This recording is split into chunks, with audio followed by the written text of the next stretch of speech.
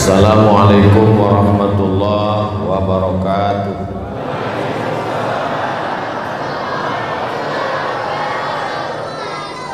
Alhamdulillah wassalatu wassalamu ala Rasulillah Sayyidina wa maulana Muhammad ibni Abdillah wa ala alihi wa sahbihi wa man tabi'ahu wa mawala.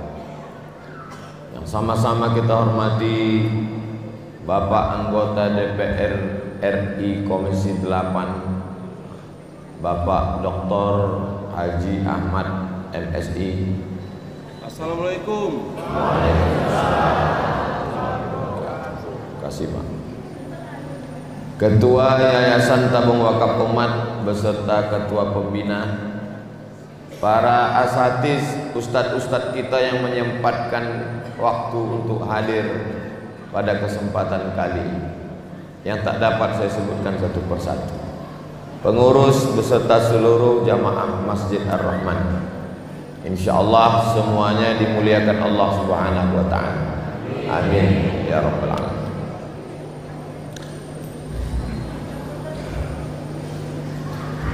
Hari ini sudah masuk Ramadan yang ke-26.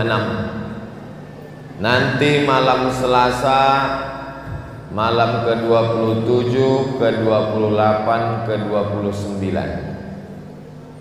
Maka amal yang kita lakukan adalah yang pertama, melaksanakan iktikaf. Kami tadi sebelum ke Masjid Ar-Rahman ini iktikaf di Masjid Al-Falah Jalan Sumatera. Diawali dengan tahsin dari jam 1 ke jam 2. Jam 2 ke jam 3 tadabbur surat Maryam. Setelah itu kemudian zikir, muhasabah dan doa bersama Ustadz Edi Azhar. Setelah itu makan sahur, menjelang imsak baru kami datang kemari. Ini iktikaf amalan Rasulullah SAW. Iktikaf artinya menetap di masjid. Karena di akhir Ramadan orang pikirannya sudah keluar masjid. Kalau pikiran ini tidak dibawa balik masuk ke masjid dengan iktikaf, nanti masjid kosong. Pikiran manusia ini mesti diikat dengan ibadah. Kalau tidak dia liar berpikir macam-macam. Berpikir nanti sholat Idul Fitri mukenanya warna apa, bunga apa. Berpikir tempat kue petak bulat atau lonjong. Berpikir sendal kulit plastik. Maka pikiran-pikiran itu dipotong dengan iktikaf. Bagi yang sudah melaksanakan iktikaf, alhamdulillah. Bagi yang belum melaksanakan iktikaf, jangan sampai yang 3 malam ini anggap ini Ramadan terakhir, bahwa tahun depan masih ada Ramadan. Pasti Ramadan ada, tapi apakah kita sampai ke Ramadan itu tak ada jaminan. Oleh sebab itu, malam 27, malam 28, malam 29, carilah mana masjid yang disukai di Pekanbaru. Mungkin tertarik dengan kajian Ustadz Mawardi Muhammad Saleh, datang. Ustadz Saidul Amin, datang. Atau masjidnya, Masjid An-Nur, Masjid Ar-Rahman, Masjid Al-Falah, masjid apapun namanya, yang penting masjid. Saya tak bisa jauh-jauh dari rumah Pak Ustadz. Yang ada musola, musola bisa. Yang penting ada sholat subuh, zuhur, asar, maghrib, isya. Walaupun tak ada sholat Jumat, itu disebut masjid juga. Bagaimana kalau kami berkumpul sesama pegawai, menyewa convention hotel, dibuat iktikaf? Tak bisa. Iktikaf syaratnya mesti di masjid. Surau, langgar, musola itu termasuk masjid. Keluar masjid habis iktikaf. Apakah kita masuk ke dalam masjid ini jam 5? keluar jam 6:23 dianggap sebagai i'tikaf. Menurut mazhab Maliki tidak i'tikaf. Karena menurut mazhab Maliki baru dikatakan i'tikaf kalau menyatukan siang dan malam dalam keadaan berpuasa. Jadi kalau masuknya subuh ini baru dianggap i'tikaf kalau keluar subuh besok 24 jam. Berat mazhab Maliki. Tapi kalau mazhab Syafi'i ikhtilaf. Dalam mazhab Syafi'i lama sikit dari rukuk sudah dianggap sebagai i'tikaf. Itu maka di pintu-pintu masjid yang mazhab Syafi'i biasanya tertulis nawaitul i'tikaf. Dulu di Masjid An-Nur ada tulis di atas tangga atas. Tak tahu sekarang ada lagi atau tidak. Nawaitul i'tikaf fi hadzal masjid lillahi ta'ala. Jadi kita tadi masuk jam 5 salat subuh, pengajian, keluar waktu maghrib. Kalau maghribnya jam 6:23 maka kita selesai jam 6:23 salat sunat isyraq 2 rakaat, itu sudah dianggap sebagai i'tikaf. I'tikaf itu makin lama makin bagus. Bisa 24 jam bagus. Tak bisa 24 jam, masuk jam 1, keluar jam 7. 6 jam. Ini amalan yang pertama. Amalan yang kedua, 27, 28, 29 hari Kamis sore tanggal 29 maka diperintahkan untuk sumu li ru'yati waftiru li ru'yati. Berpuasalah karena menengok anak bulan dan berhari rayalah karena menengok anak bulan. Jadi hari Kamis nanti tanggal 29 Ramadan, petang sebelum tenggelam matahari, menengok anak bulan. Bahasa Arabnya hilal. Jadi bagi suami ibu yang namanya hilal jangan keluar dulu, karena dia sedang dipantau. Hah? Jadi dipasanglah teropong dari mulai Sabang, Aceh sampai Papua. Termasuk di Riau ini teropongnya dipasang di Jalan Sudirman. Di gedung yang paling tinggi dipasang. Harga teropong ini 50 juta. Sejak dibeli sampai sekarang tak pernah nampak hilal.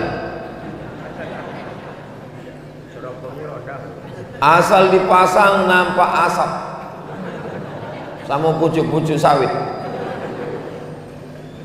Maka Bapak Ibu bisa perhatikan, cari video internet pengumuman hilal se-Indonesia, belum pernah diumumkan menteri berdasarkan penampakan anak bulan di Pekanbaru. Pernah? Tak pernah. Selalunya wilayah timur Indonesia, tepi laut yang tak berawan, bersih. Jakarta pernah, daerah Cilincing. Nah itu. Nah, jadi kalau di Saudi Arabia di gurun pasir, kalau di Maroko di gurun Sahara, yang dipakai metode namanya ru'yah, menengok anak bulan berdasarkan hadis sumu li ru'yati waftiru li ru'yati. Berhari rayalah kamu kalau nampak anak bulan petang hari Kamis tanggal 29. Kalau petang Kamis 29 itu tak nampak anak bulan, fa in ghubbiya alaikum, kalau tertutup awan, fa atimmu salasin, sempurnakanlah puasa 30 hari. Berarti hari Jumat kita puasa 30 Ramadan. Hari rayanya berarti hari Sabtu. Jadi menunggu sidang isbat. Ini kalau yang dipakai metode namanya ru'yah. Tapi ada metode satu lagi namanya metode hisab. Hisab artinya hitung. Dihitung ketinggian di atas ufuk. Maka saudara-saudara kita dari Muhammadiyah menetapkan walaupun 1 derajat, walaupun 0,5 derajat, asal ada hilal itu sudah dianggap sebagai hilal.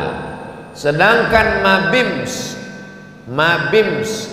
singkatan dari Menteri Agama Brunei, Indonesia, Malaysia, Singapura, sepakat bahwa baru dianggap anak bulan kalau 3 derajat.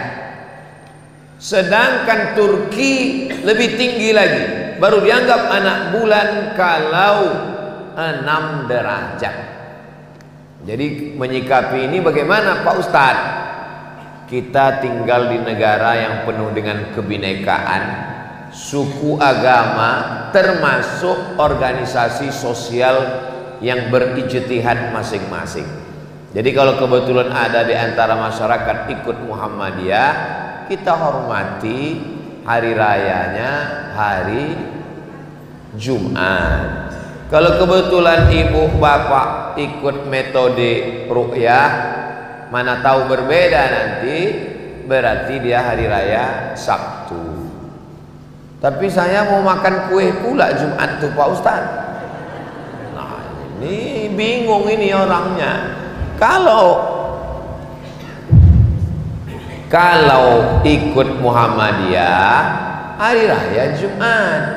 Tapi kalau mau pakai metode ruqyah, kita tunggu kabar-kabarnya. Tahun ini berbeda, tapi wallahu alam bisawab. Judulnya biarkan bulan bicara. Jadi apa yang terjadi pada hari Kamis itu nanti. Ini selesai menengok anak bulan. Pertama iktikaf, yang kedua menengok anak bulan, yang ketiga setelah nampak anak bulan hari Kamis. Kenapa bunyi-bunyi apa nih?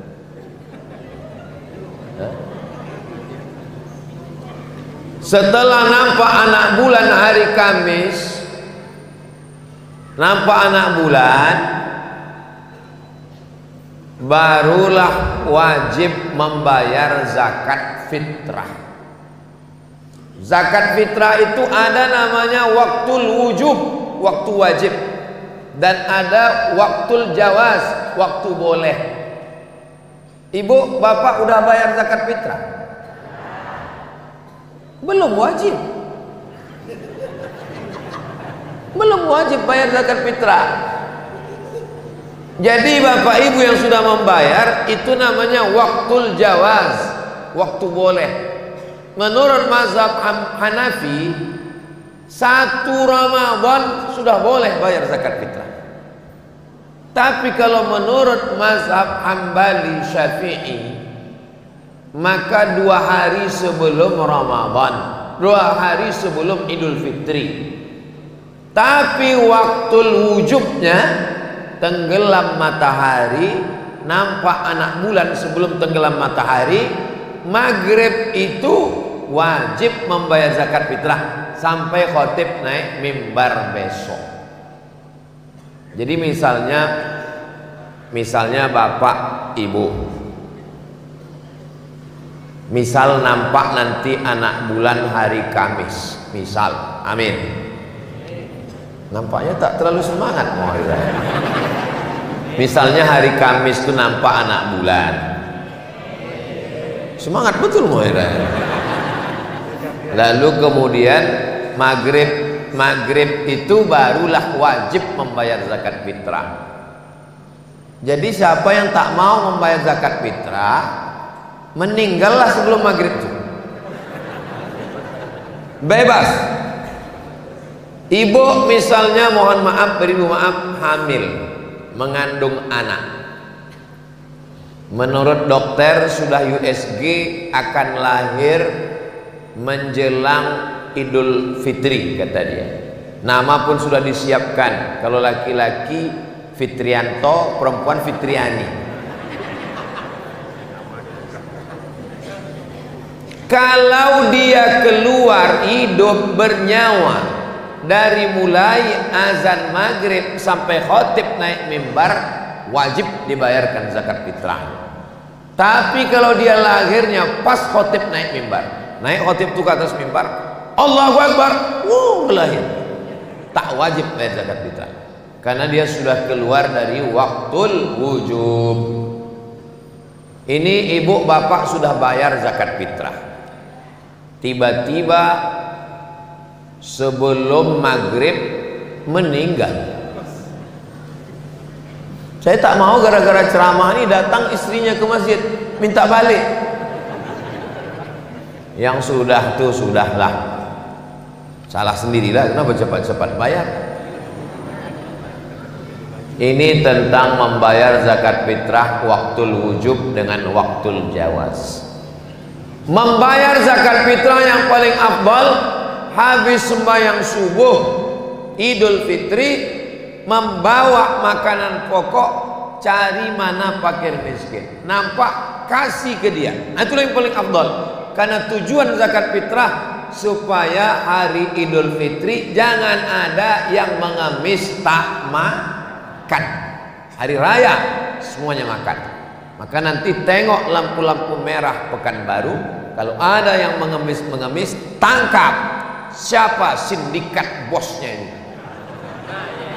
Tangkap. Siapa sindikat yang menyebar pengemis pagi hari raya? Tangkap, ikat, campakkan ke Sungai Siak. Setuju? Saya tak tanggung jawab kalau tangkap polisi.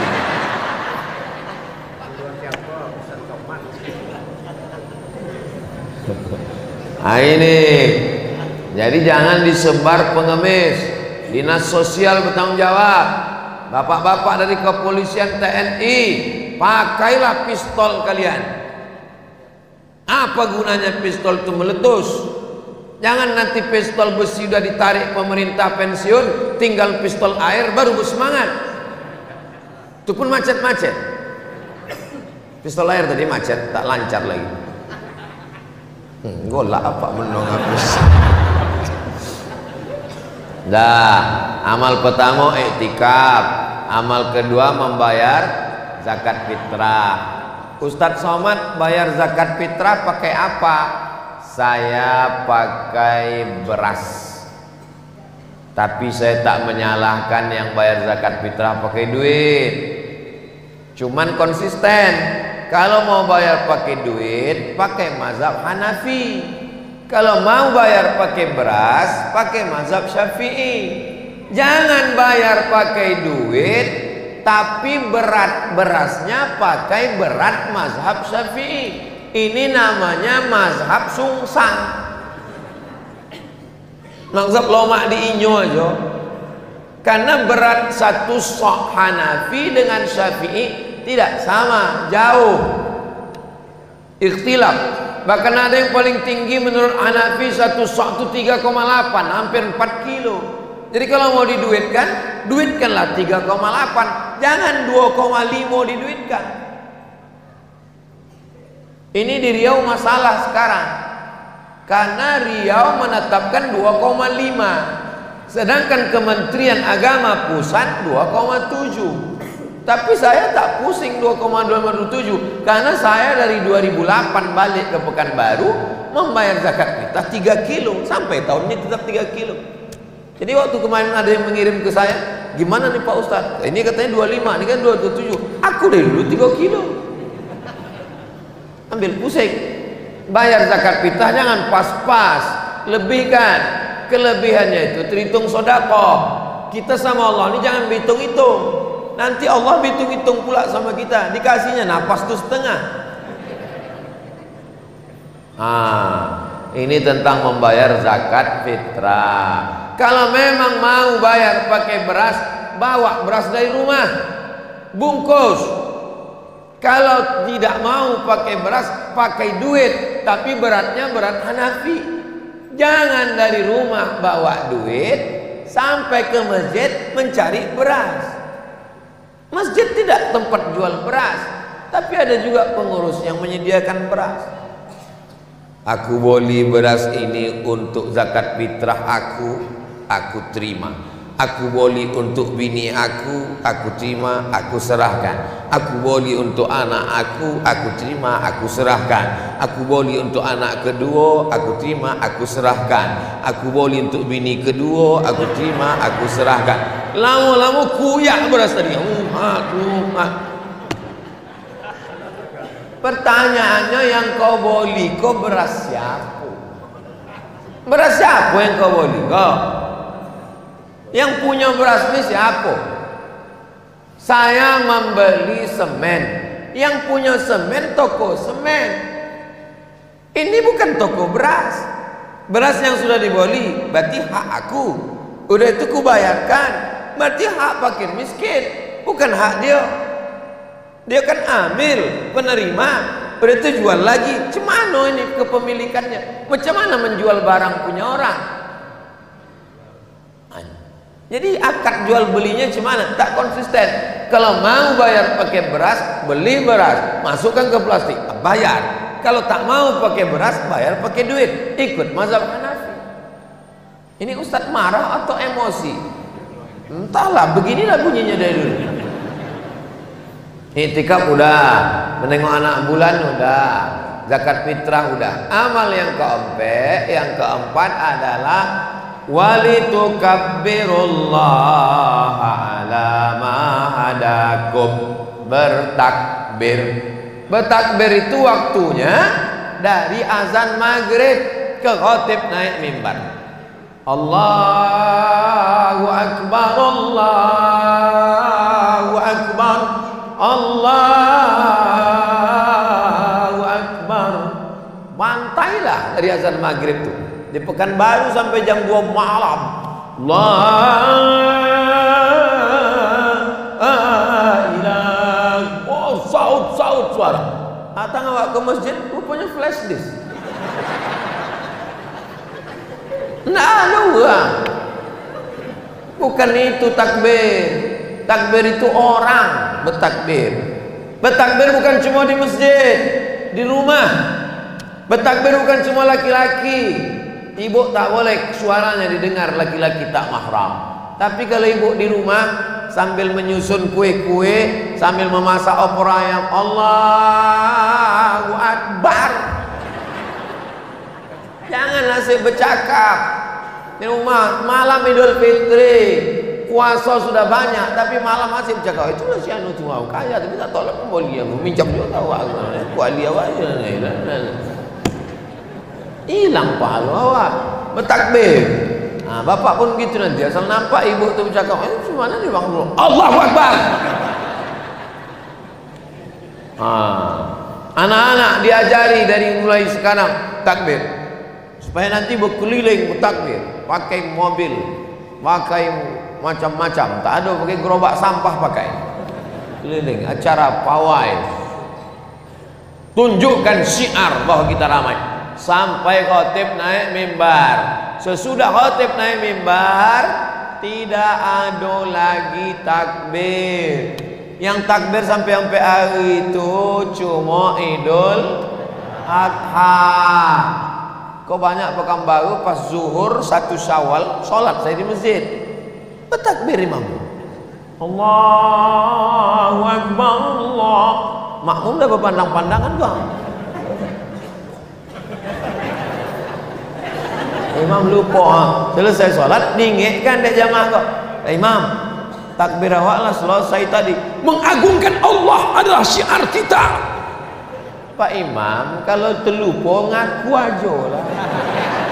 Jangan mengagung-agungkan Allah. Ngaku, oh iya lupa saya saking bersemangatnya. Masuk tadi 3 santan kok berkunang-kunang itu lah. Lah.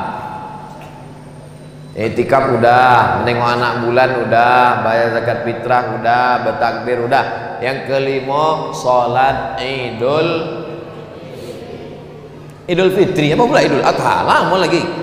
Idul Fitri. Sholat Idul Fitri ini dilaksanakan berjamaah.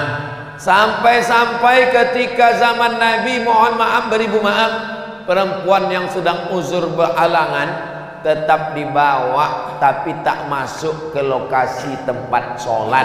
Dia di luar pagar untuk mendengar khutbah. Ini banyak yang dipentingkannya sholat. Allahu Akbar, Allahu Akbar, Allahu Akbar, Assalamualaikum warahmatullah. Habis itu asiklah bercakap.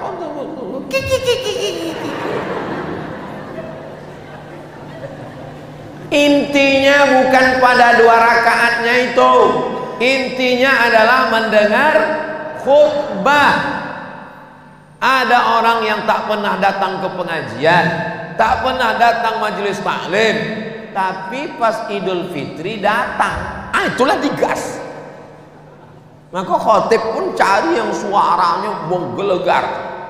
Keluar sikitlah modal masjid, sewalah sound system macam Masjid Ar-Rahman nih. Gelegar ya. Jelas suara saya, Bu? Gitu. Udahlah Idul Fitri, orang sembahyang setahun sekali, syiar dakwah. Di situ pula dalam mik itu bermasalah. Jamaah gimana gitu. Jangan lagi Idul Fitri masjid ikos tumpuk, masjid ikos tumpuk, masjid ikos tumpuk. Idul Fitri itu syiar di tanah lapang. Kalau mau di masjid paling besar. Jadi dulu dikumpulkan itu masjid, jadikan satu masjid 20.000 jamaah di Masjid Islamic Center Pasir Pangarayan Rokan. Bisa. Tergantung pemimpinnya mau apa tak mau. Ternyata pengurus masjid itu waktu ditanya, "Bapak mau kita sholat di masjid sana?" "Enggak mau. Kami mesti di masjid kami."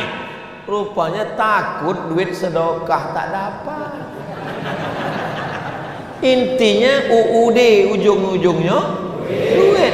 Begitu diajak musyawarah, "Bapak, ini semua masjid kita kumpul semua, tapi nanti duitnya kita bagi bersama." Mau.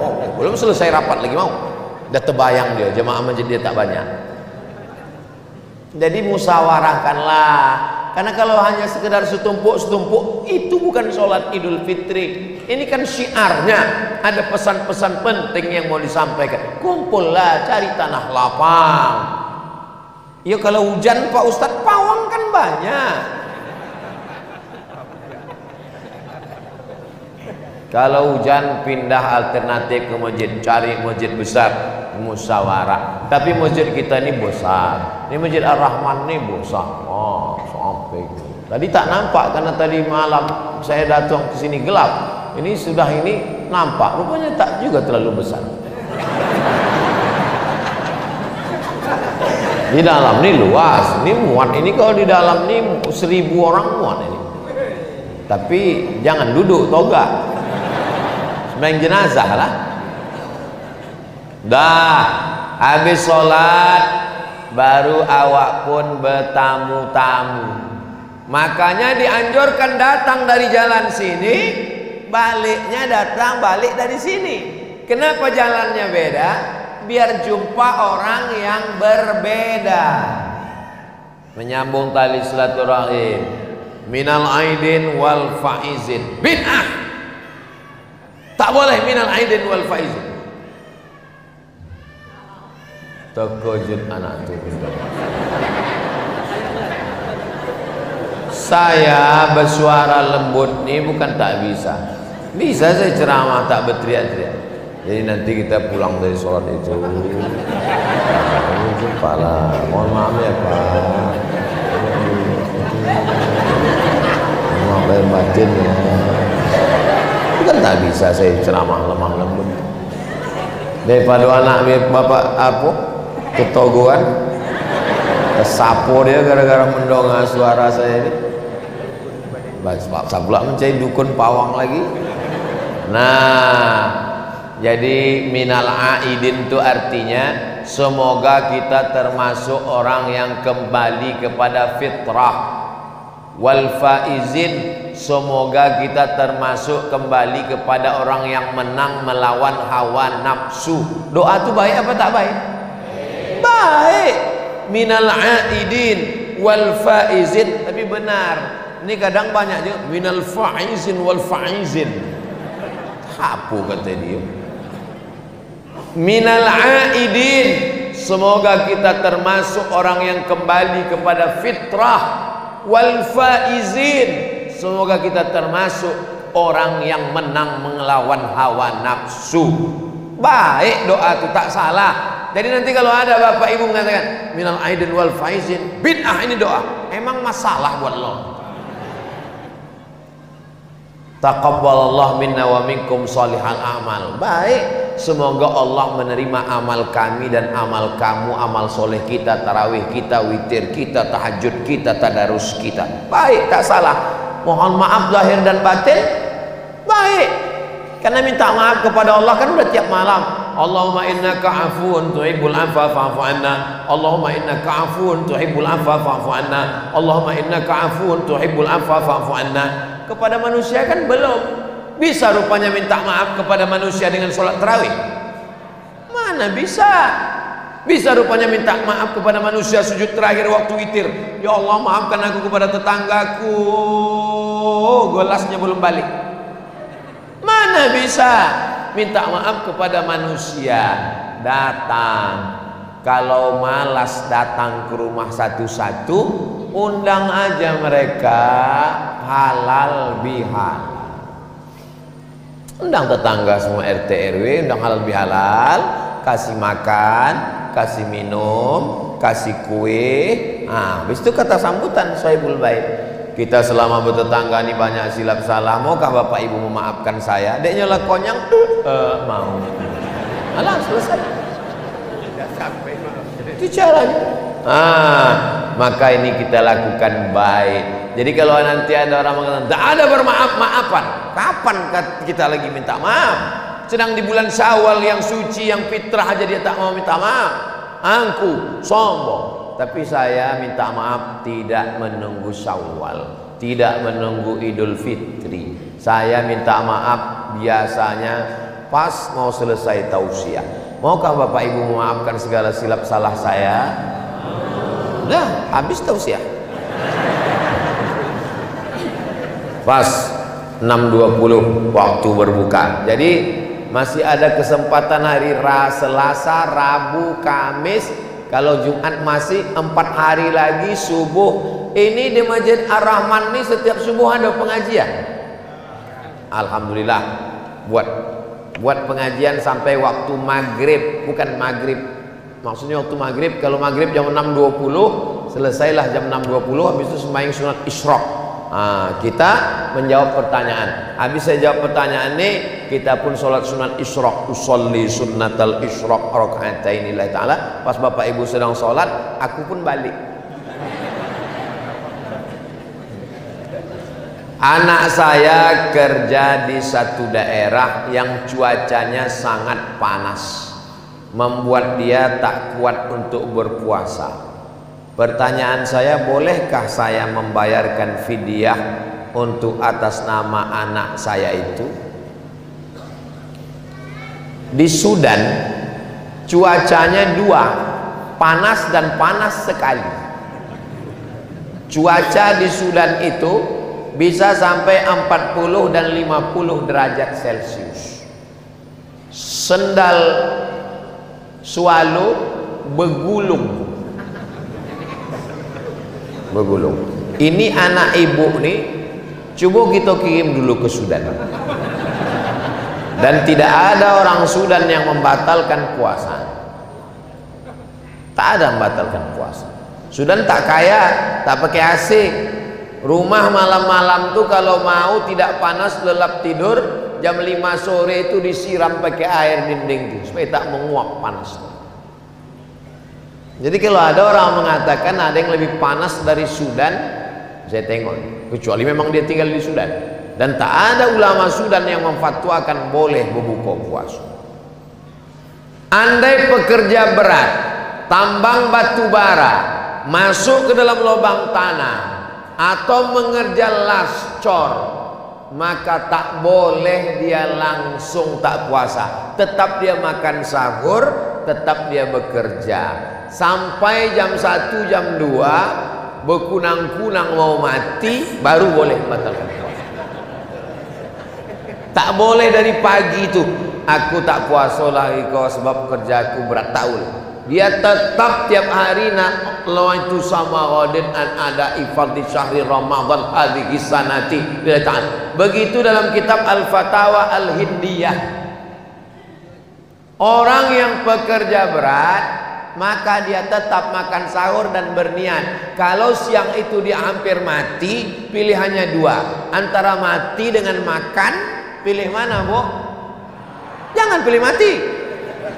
Nanti lakinya bilang, "Dek, abang udah mau mati." Mati aja lah, Bang. Jangan. Nah, jadi kalau hanya sekedar panas tak bisa. Andai dia sudah terlalu panas, dibilangnya, "Mak, aku udah mau mati, aku udah mau mati." Batalkannya puasanya, tidak dibayarkan fidyah. Dia tetap mengqadha di hari yang lain. Yang bayar fidyah itu orang tua renta yang tak sanggup puasa di Ramadan, Syawal, Zulqa'dah, Zulhijjah sampai mati tak sanggup puasa. Atau orang yang kena penyakit mah akut, diabetes akut, mah akut, yang tak bisa puasa Ramadan, Syawal, Zulqa'dah, Zulhijjah sampai mati tak bisa puasa, baru dibayarkan fidyah. Ini sikit-sikit fidyah. Udah mampu yuk fidyah. Apa ini? Bagaimana cara membersihkan harta yang dapat dari hasil riba, Pak Ustaz? Semua hasil riba itu tidak boleh dibuang ke laut, karena haram hukumnya membuang harta. Tak boleh dipakai, karena kita tak boleh memakai harta haram. Jadi solusinya gimana? Dipakai tak boleh, dibuang tak boleh. Kata Syekh Yusuf Al-Qardawi dalam kitab Fatawa Muasirah, fatwa kontemporer, dipakai untuk masalih ammah, kepentingan umum. Contohnya Pak Ustadz, membangun pesantren Nurul Azhar di Palas, kepentingan umum, maka serahkanlah ke Ustadz Alnom. Jadi Bapak Ibu yang ada duit-duit haram di rumah, kami tunggu. Nah, saya ini sebetulnya berat betul, saya tertidur tadi, tapi karena menunggu duit haram tadi, biarlah. Jam berapa pun kami tunggu. Siap Ustaz Alnom? Siap kata Ustaz Alnom. Nah, Bapak Ibu kalau ada bank buka hari kok. Pergi ke bank minta, sabi ke uang bank, ibu bank duit haram saya balik, ayo ambil semua. Kita bangunkan ke Palas pesantren Nurul Azhar. Sebab dibuang ke laut haram, dipakai pun haram, dipakai untuk masalih ammah, kepentingan umum. Nanti ibu, bapak udah puasa sekarang, jangan lewat jembatan Leton, jumpa simpang bingung. Jangan bingung-bingung lagi, belok ke kiri, arah ke TPU, tempat pemakaman Ustadz Tengku Zulkarnain almarhum. Sebelum sampai ke TPU, sebelah kanan nampak pesantren besar, megah, mewah, cantik, tapi tidaklah sampai semewah Masjid Ar-Rahman. Tadi saya heran, kenapa Masjid Ar-Rahman ini jeruji besinya sampai 2 lapis. Barulah saya paham, tiangnya omeh. Wah, lampunya tengok, lampu Masjid Nabawi dipindahkan orang. Ini Masjid Ar-Rahman. Tadi kami tadi dari Al-Falah tadi, tempat juga dalam hati saya, kemananya kita nih pindah subuh-subuh, udah bagus-bagus di Al-Falah, kenapa pula pindah lagi? Sampai ke sini masuk pula gegang, masjid macam ini lah pula datang gitu. Pas masuk saya ke dalam, oh hebat. Saya yakin sedang duit yang halal aja banyak, apalagi yang haram-haram.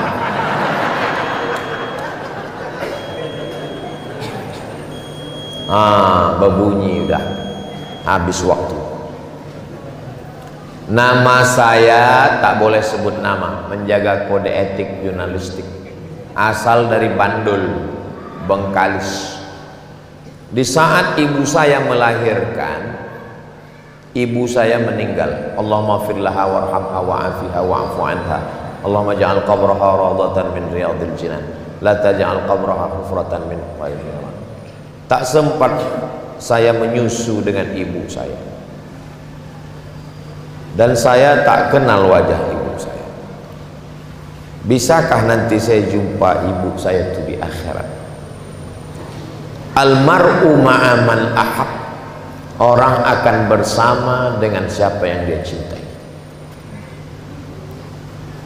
Dihanyutkanlah Nabi Musa ke dalam sungai Nil karena mau disembelih Fir'aun.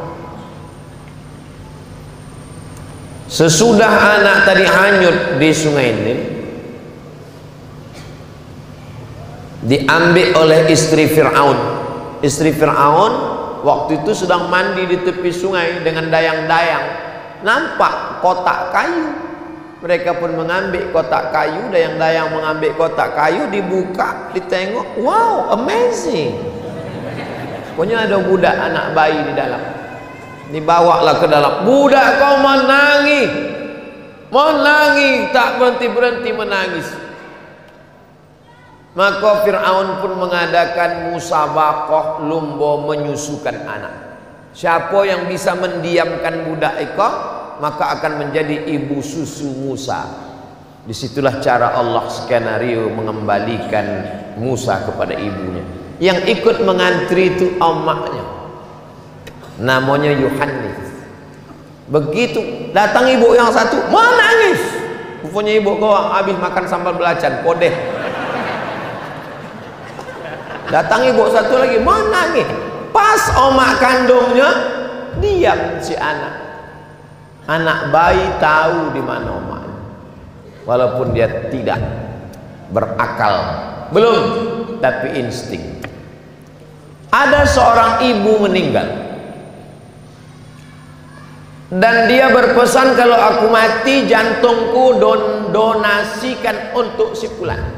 Maka setelah dia mati, dicabut jantungnya, dicangkok, ditempelkan kepada orang yang hidup. Anaknya menangis karena dia waktu melahirkan itu dalam keadaan hamil. Anaknya menangis siang malam. Tiba-tiba didatangkan yang baru operasi itu, pegang, diam. Badannya lain, jantungnya sama. Detak jantung omak menenangkan anak. Rahasia Allah SWT. 9 bulan 10 hari dikandung. InsyaAllah jumpa kita dengan omak kita di akhir.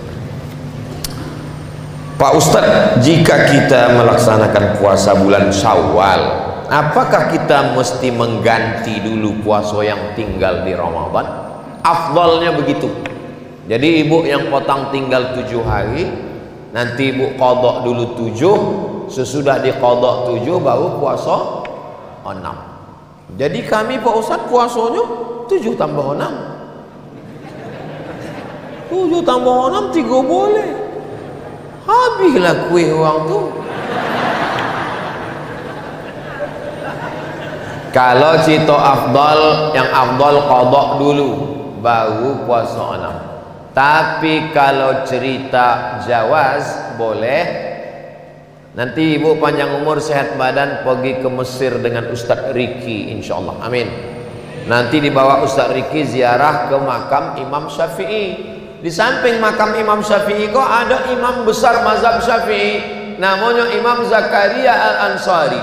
Imam Zakaria Al-Ansari kok berfatwa, siapa yang puasa qadha di bulan Syawal, maka inyo dapat pahala puasa sunat Syawal. Ustadznya lah bahasa Melayu, kami tidak paham. Sopo sing poso kodok di bulan Syawal, intok poso sunat sing 1 2 3 4 5 6 7 iki poso sunat. Nggih, ngertos ya, nggih. Jadi siapa yang berpuasa kodok di bulan Syawal, niatnya niat kodok, maka otomatis dapat pahala puasa sun. Memang pengalaman ambo, puasa 6 kok ringan, tapi godaannya luar biasa. Ambo puasa 6 lah, puasa 6. Khutbah di Masjid Darul Abror komplek DPR. Wapi puasa itu. Jemaah yang dimuliakan Allah. Wapi dia awak lapar kan? Selesai turun ke bawah, datang jemaah. Ustaz, apa ada apa Pak? Ada apa Pak? Kita singgah ke Pondok Baung sebentar. Dalam hati ambo, Pas saya sedang tak puasa, tak ada tawaran. Pas sedang puasa, waktu itu masih mengajar di UIN. Puasa hari berikutnya, hari Senin, hari Selasa, puasa. Datang ibu-ibu pegawai di Usluddin, Ustaz, nasi kotak udah siap. Yang puasa sunat nih, bedanya puasa wajib tak boleh dibatalkan. Kalau puasa sunat, faman syaa falyuftir. Siapa ingin membatalkan, boleh membatalkan. Jadi kalau awak sedang bertamu ke rumah orang, sedang puasa, Ustaz makan, boleh dibatalkan kalau awak puasa sunat. Jadi Ustaz kalau bertamu ke rumah kami, Ustaz batalkan. Aku tengok dulu lauknya aku. Kalau nasi kotak tergolek-golek ayam. Tapi kalau daun ubi tumbuh, pakai sambal belacan, ikan asin gembong, tak usah lah meniti edil. Nah inilah, jadi jangan awak tersinggung nanti kalau datang tamu awak tidak mau makan. Silakan makan ya Pak, dia bilang saya sedang puasa. Alah, baru ngaji 2 kali, itu pun online. Ya sudah mau puasa, itulah bilang saya kalau ada tamu datang ke rumah saja makan tak mau. Bapak makan puasa Pak Ustaz, minum, alhamdulillah tak habis gula aku. Nah, jadi begitu juga kalau kita bertamu ke rumah orang, tuan rumah tak mau makan, bertamulah saya ke Kudus Jawa Tengah. Disiapkannya lah makanan biar teh meja makan, kami pun makan. Yang tuan rumah tak makan, bapak nggak makan. Puasa Pak Ustaz. Loh, wis pirang-pirang dina iki puasane? Udah lama Pak puasa? Ya 2 tahun. 20 tahun puasa. Bukan puasa Nabi Daud. Puasa Nabi Daud makan sehari, buka sehari, makan sehari. Puasa dahar. Puasa dahar itu puasa sepanjang tahun. Sudah 20 tahun tak batal puasa. Kaya raya, rumahnya besar, mobilnya besar, bininya besar, duitnya besar, berkat dia berpuasa sunat tadi. Jadi puasa sunat ini sangat bagus, makanya jangan sampai kita tinggal puasa sunat. Saya memang puasa sunat ini saya laksanakan supaya jangan hanya berceramah saja, tapi kadang saya malu juga di beberapa tempat. Ceramahlah di Medan. Pas kami sedang makan, ada Kapolsek. Pak Kapolsek tak makan, sedang puasa sunat Pak Ustaz. Itu pukulan. Awak yang selama ikut ceramah kan, puasa sunat, pas makan. Tapi untung ada alasan. Ustaz tak puasa, saya musafir. Untung musafir.